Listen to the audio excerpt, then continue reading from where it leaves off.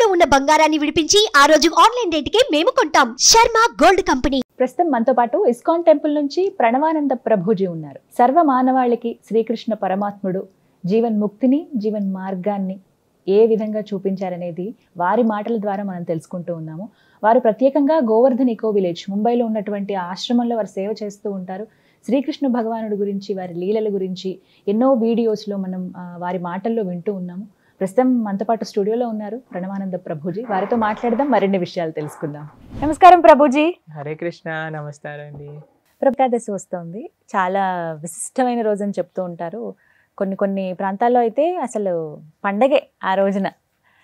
అందులోనూ ఆ రోజు స్పెషల్ దర్శనం ఉంటుంది ప్రతి ఒక్కరికి వైష్ణవ ఆలయాల్లో. ఏకాదశి వ్రతాలని కూడా ఆచరిస్తూ ఉంటారు. ఆ వ్రతాలు ఎలా చేయాలి, చేస్తే ఏమిటి అనేది కూడా చాలామంది ఒక క్వశ్చన్ అడుగుతూ ఉన్నారు.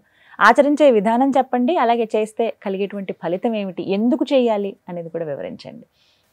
అన్నిటికంటే గొప్పదైన వ్రతం ఏదైనా ఉంటే అది ఏకాదశి వ్రతం. అన్ని వ్రతాలు చేసి ఏకాదశి చేయకపోయారనుకోండి, ఏ వ్రతం ఫలితం రాదు. ఏకాదశి వ్రతం ఒక్కటి చేసి ఏ వ్రతము చేయలేదనుకోండి, అన్ని వ్రతాల ఫలితం ఏకాదశి ఇవ్వగలుగుతుంది. మన శాస్త్రంలో ఉపవాసం అని చెప్పింది కేవలం ఏకాదశికి మాత్రమే. కానీ చాలా మంది ఈ రోజు మేము ఉపవాసం చేస్తున్నామండి, ఆ రోజు ఉపవాసం చేస్తున్నామండి, అలా ఇలా చెప్తారు. కానీ ఎక్కడ కూడా అంత నియమంగా ఉపవాసం గురించి చెప్పింది మన శాస్త్రంలో, అంత నియమంగా ఉండాలి అని చెప్పింది కేవలం ఏకాదశికి మాత్రమే. విష్ణువాసరము అని అంటారు. అన్నిటికంటే favourite day of lord Vishnu Ekadashi.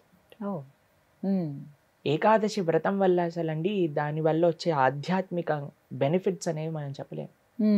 ఉపవాసం అంటే ఫస్ట్ అందరూ మేము ఒకసారి ఏకాదశి వ్రతం గురించి చెప్పామండి, ఎలా ఉపవాసం ఉండాలి అన్ని విషయాలు చెప్పాక ఒకళ్ళు హ్యాండ్ రేస్ చేశారనమాట, మాకు ప్రశ్న ఉంది అని. అయితే ఏం ప్రశ్న ఉంది అని అడిగితే, ఏకాదశి రోజు ఏం తినచ్చండి అని ప్రశ్న అడిగారు అనమాట. గంట సేపు నేను లెక్చర్ ఏకాదశి ఉపవాసం ఎందుకు చేయాలి అని చెప్పాక ఏకాదశి రోజు ఏం తినచ్చు అని లెక్చర్ క్వశ్చన్ అడుగుతున్నారన్నమాట. అయితే ఉపవాసము అంటే ఏంటో ఫస్ట్ అర్థం చేసుకుందాం. ఉప అంటే దగ్గరగా, వాసం అని అంటే ఉండటం. ఉపవాసం అని అంటే భగవంతుడికి దగ్గరగా ఉండటం. ఏ ఉపవాసానికంటే ఇదే నియమం అండి. చాలా మంది ఏం చేస్తారు తెలుసా అండి, మేము ఈరోజు కటిక ఉపవాసం, నీళ్లు కూడా స్వీకరించట్లేదు అని హ్యాపీగా టీవీ ఆన్ చేసుకొని ఇలా బెడ్ పైన పడుకొని ప్రొద్దున నుంచి రాత్రి రాకే ఏ సీరియల్లో ఏ సినిమాలు చూస్తూ ఉంటారు. అయ్యా లేచి గుడికి రండి, నామం లేదు, శరీరంలో ఓపిక లేదు, నిర్జల వ్రతం ఈరోజు. మనం అండి దేన్నైనా సరే ఎంత మెటీరియలిస్టిక్ గా మార్చే శక్తి మానవుడి దగ్గర ఉంది.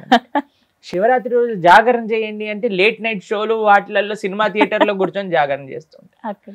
శివుడు పాపం ఏమనుకుంటాడో, ఎంత బాధపడతారో ఇలాంటి వాళ్ళని చూసి ఆశ్చర్యం వేస్తుంది అనమాట. మనం దేన్నైనా సరే ఎలా పాడు చేయొచ్చో అంత, ఎంత ఫాస్ట్ గా మానవ బ్రెయిన్ పనిచేస్తుందంటే అంత పనిచేస్తుంది. ఉపవాసము అని అంటే, ఆ ఉపవాసం చేసే ఏకాదశి రోజు ఏం చెయ్యాలి అని అంటే, ఇంకా మరింత కృష్ణ సేవ, ఇంకా మరింత భగవన్నామం పలకటం. హరే కృష్ణ కృష్ణ కృష్ణ హరే హరే, హరే రామ రామ రామ హరే హరే. మరింత నామం చేసుకోవటం, మరింత భాగవత గీత వీటిని శ్రవణం చేయటం, అధ్యయనం చేయటం. ఇది ఉపవాసం, భగవంతుడు దగ్గరగా ఉండటం. మరి ప్రభుజీ ఉపవాసం అంటే తినకుండా ఎందుకు ఉండాలని చెప్తారు? ఇప్పుడు చూడండి, ప్రొద్దున నుంచి లేవంగానే తిండి గోలే కదండి మనకి. ఏం టిఫిన్ ఏం చేయాలి, దోశలు వేయటం, ఇడ్లీలు వేయటం, అటు వాయిల్ తీయటం, ఇటు చట్నీ చేయటం, ఇటు సాంబార్ చేయటం, పెట్టేయటం. దాని తర్వాత ఇది అయిపోగానే మళ్ళీ లంచ్కి ఏం కావాలి, భోజనం కోసం కూరగాయలు కట్ చేయటం, వంటలు చేయటం, మళ్ళీ తినగానే నిద్ర వస్తుంది, మధ్యాహ్నం పూట పడుకుంటాం, మళ్ళీ సాయంత్రం కావగానే ఇది అది. దాని తర్వాత మళ్ళీ రాత్రి డిన్నర్ ఏంటి, స్విగ్గీ జొమాటో అవి ఇవి, మళ్ళీ కిచెన్ క్లీన్ చేసుకోవడం, తుడుచుకోవడం, బాసనలు తోముకోవడం, వీటిలలోనే రోజంతా పోతుంది.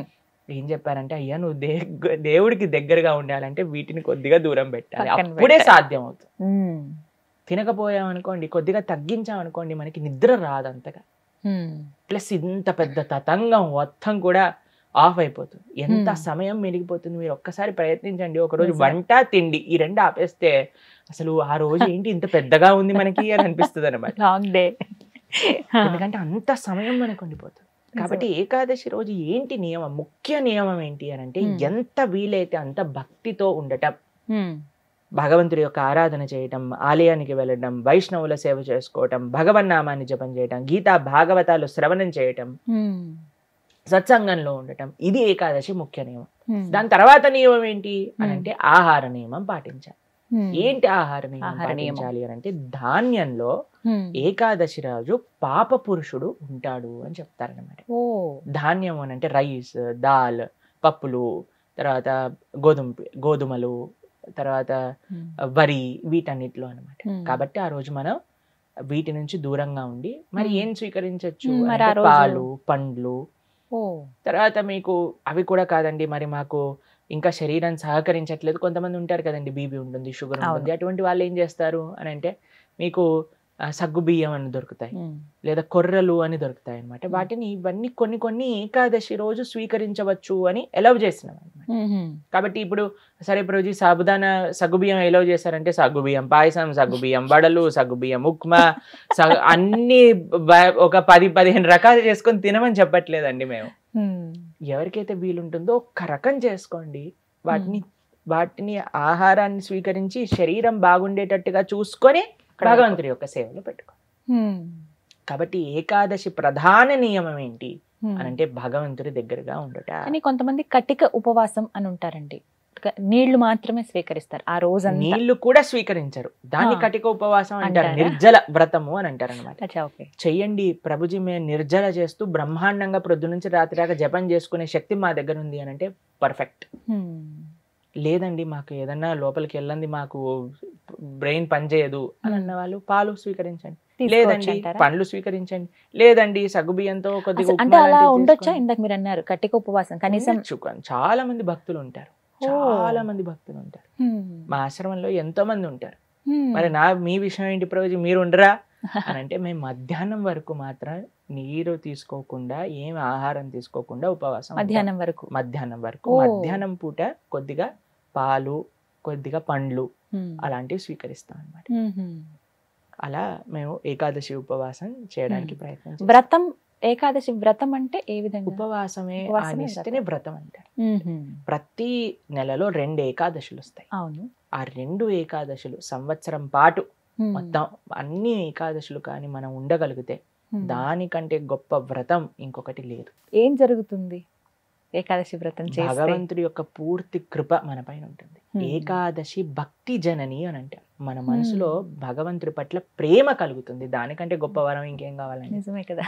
కాబట్టి ఏకాదశి వ్రతం తప్పకుండా చేయాలి. అందరూ కూడా ఆ ఏకాదశి వ్రత మహాత్యాన్ని తెలుసుకోండి, చక్కగా ఏకాదశి వ్రతాన్ని ఆచరించడానికి ప్రయత్నం చేయండి. ఇప్పుడు వైకుంఠ ఏకాదశి చాలా అద్భుతమైన రోజు, మీరు సంకల్పం తీసుకొని ముందుకెళ్ళడానికి. చాలా మంది మమ్మల్ని అడుగుతుంటారు, రోజు మా ఇంట్లో ఎవరో వెళ్ళిపోయారు, లేదా మాకు మైల్ ఉంది, అశౌచం ఉంది, మీరు ఎలా ఉన్నా ఏం జరుగుతున్నా ఏకాదశి మాత్రం పాటించవచ్చు, దాంట్లో ఏం ప్రాబ్లం. ఆ రోజు ఖచ్చితంగా ఇవి వింటే బాగుంటుంది, ఇవి పఠిస్తే బాగుంటుంది. భాగవతం వినాలి, భాగవతం చదువుకోవాలి, భగవన్నామం జపం చేయాలి, కీర్తన చేసుకోవాలి, ఆలయానికి వెళ్ళాలి, కృష్ణుడికి తులసితో అర్చన చేయాలి.